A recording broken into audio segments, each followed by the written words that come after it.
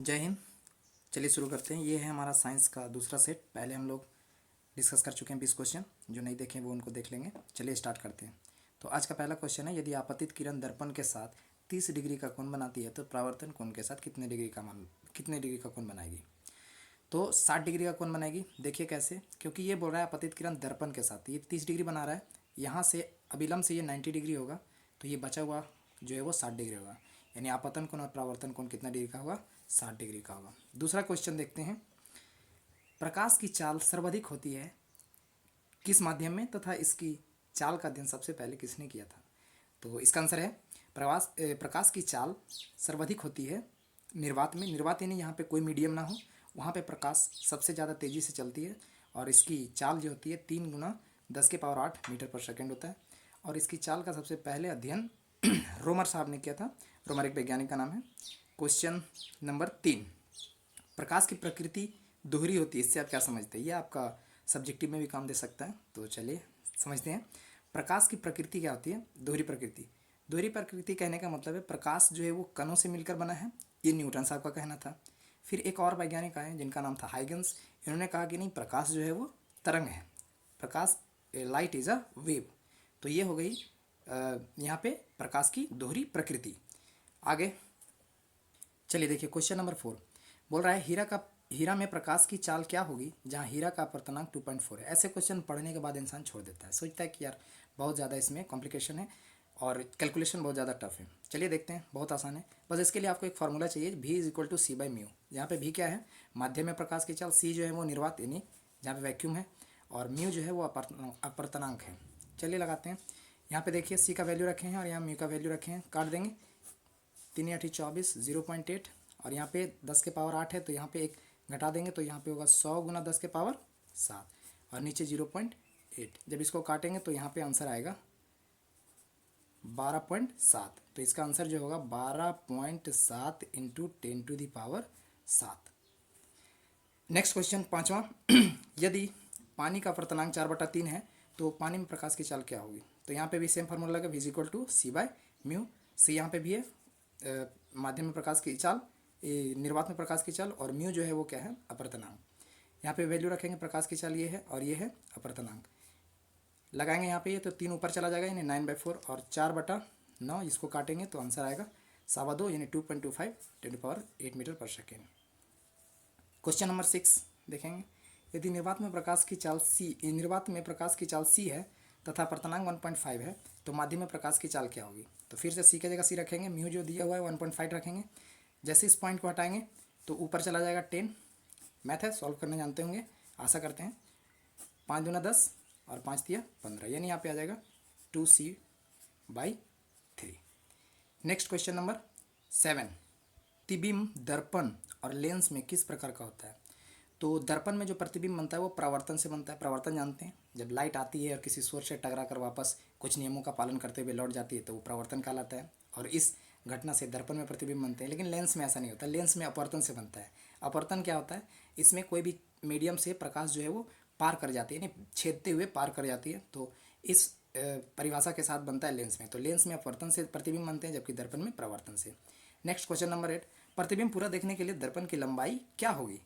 तो इसका आंसर है प्रतिबिंब के लंबाई का, बीम के लंबाई का आधा। यानी अगर आप अपना चेहरा देखना चाहते हैं पूरा, यानी पूरा आप अपने इमेज को देखना चाहते हैं तो आपकी जितनी लंबाई जस्ट उसके आधे लंबाई का दर्पण लेना होगा, तभी आप पूरा इमेज देख सकते हैं।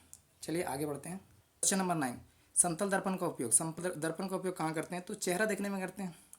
दूसरा परिदर्शी। परिदर्शी क्या होता है, तो जहाँ पे छिप के देखना होता हो या फिर वैसे जहाँ पे हम डायरेक्ट देख नहीं सकते हैं, वैसे जगहों पे परिदर्शी का उपयोग करते हैं, जिसको पेरिस्कोप भी बोलते हैं।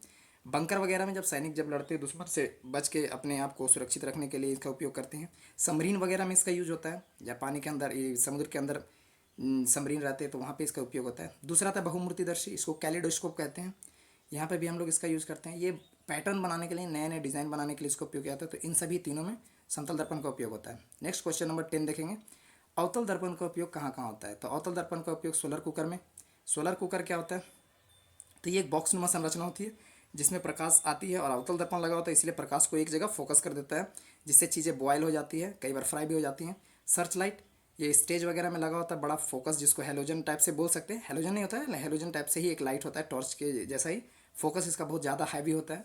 दूसरा, वाहन के हेडलाइट में लगा होता है, टॉर्च में लगा होता है। ईएनटी, ईएनटी का डॉक्टर भी अवतल दर्पण का यूज़ करते हैं, यानी ईयर, नोज और थ्रोट, कान, नाक और गले का डॉक्टर करते हैं। डेंटिस्ट, दांत वाले डॉक्टर भी करते हैं। और ये सब क्यों करते हैं, तो याद रखिए, अवतल दर्पण में 6 प्रतिबिंब बनते हैं। इसमें छठा प्रतिबिंब जो बनता था, जो कि क्या होता था, सीधा और आभासी होता था। नंबर 11, सर्च लाइट की परावर्तक सतह होती थी। तो सर्च लाइट जो होती है उसकी परावर्तक सतह कैसी होती है, तो उत्तल दर्पण की बनी होती है। क्वेश्चन नंबर 12, उत्तल लेंस द्वारा बना प्रतिबिंब होता है। तो उत्तल लेंस द्वारा बना हुआ प्रतिबिंब सीधा एवं आभासी होता है। तो सीधा क्या होता है प्रतिबिंब, तो ये पता है। आभासी क्या होता है, जब प्रकाश की किरणें सही रूप से नहीं काटी है तो उसे काल्पनिक रेखाओं से मिलाई जाती है, तो उसको हम लोग आभासी बोलते हैं। इसके बारे में अगर आप लोग कमेंट करिएगा तो डिटेल से बताएंगे कि वास्तविक प्रतिबिंब क्या होता है, आभासी प्रतिबिंब क्या होता है, किसे पर्दे पर उतारा जा सकता है, वगैरह वगैरह। तो कमेंट करिएगा अगर इसको डिटेल में जानना हो तो। क्वेश्चन नंबर 13, अवतल दर्पण द्वारा बना प्रतिबिंब कैसा होता है। तो अवतल दर्पण द्वारा बना प्रतिबिंब 5 स्थितियों में तो ये वास्तविक एवं उल्टा होता है, यानी सही मायने में प्रकाश की किरणें एक दूसरे को परस्पर काटती हैं।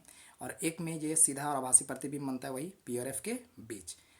क्वेश्चन नंबर 14, कार्तेलीय चिन्ह प्रपाटी के अनुसार दर्पण के सामने रखी हुई वस्तु के बीच की दूरी को किस में लेते हैं, पॉजिटिव या नेगेटिव। तो कार्तिकेय चिन्ह क्या होता है, ये होता है, और ये बीच में जो है वो पी लिया जाता है। इसमें हमेशा याद रखिएगा कि जो दर्पण का पोल होता है यानी ध्रुव होता है, वहाँ से दूरी मापते हैं। अगर आपतित किरण की दिशा में है तो दूरी जो है वो पॉजिटिव होगी, और अगर परावर्तित किरण की दिशा में है तो ये नेगेटिव होगी। तो इसलिए चीज़ें अगर यहाँ से इधर मापेंगे तो ये नेगेटिव हो जाएगा, और यहाँ से आगे की दूरी मापेंगे पॉजिटिव। इसलिए उत्तल लेंस में सभी जो होते हैं वो पॉजिटिव होते हैं, चूँकि सारे इधर की ओर मापी जाती हैं। उसी प्रकार अगर ऊपर की ओर जाएंगे तो पॉजिटिव, और नीचे की ओर जाएंगे तो नेगेटिव होता है। क्वेश्चन नंबर 15, किसी लेंस द्वारा उत्पन्न आवर्धन का एसआई मात्रक क्या होता है। तो आवर्धन का एसआई मात्रक जो होता है वो मात्रक विहीन होता है, यानी इसका कोई मात्रक नहीं होता है। यहाँ लिख देते हैं मात्रक विहीन, मात्रक विहीन होती है। मात्रक विहीन कैसे होता है, देखिए, आवर्धन बराबर होता है v/u, और v जो है यहाँ पे क्या होता है, बीम की ऊंचाई, और दूसरा u जो होता है वो वस्तु की ऊंचाई। तो ऊंचाई हो या लंबाई हो, दोनों को मीटर में मापते हैं, इसलिए मीटर मीटर आके कैंसिल हो जाता है, इसलिए यहाँ पे कोई मात्रक नहीं बचता है। दूसरा, एक मोस्ट इंपॉर्टेंट जो है वो इसको याद कर लीजिएगा कि दर्पण में आवर्धन बराबर -v/u होता है, जबकि लेंस में आवर्धन m बराबर v/u होता है। कई बार इसमें कन्फ्यूजन होता है, तो इसको याद रखिएगा, ध्यान में रखिएगा। धन्यवाद।